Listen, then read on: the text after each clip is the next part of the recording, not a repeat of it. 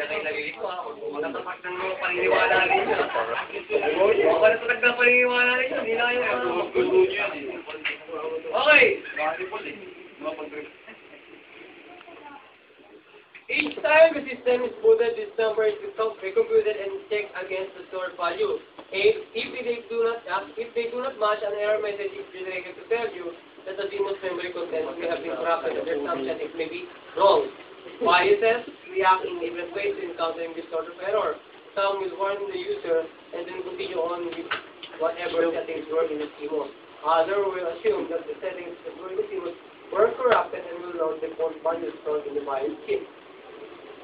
The most common cause of Vegas errors is a battery that is losing power. Viruses can also affect DMOS settings, and motherboard problems can also affect the stored values.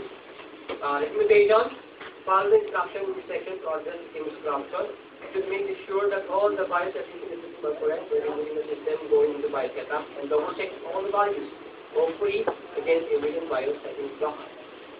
Okay?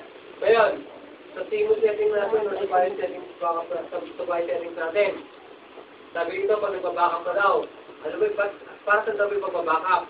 Ano yung paraan ng pagbabackup ng DMOS settings? Write down all the mistakes, pwede yung i-write down, hard chat, bukod doon, system info. Sa mga mahalaga yun. Diba? Bakit mo kailangan gawin yun?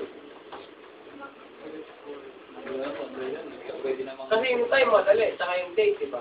Eh yung iba. Para pa nag-corrupt, may babalik ko siya. Okay? Ano daw yung main cause? Or mga possible problems, bakit daw nawawala yung DMOS setting? Lobat na. Lobat. It's either lobat or Drain na yung virus or ano ba? May problema yung board. Okay, naintindihan? Naintindihan? May tanong? Mabuti naman wala.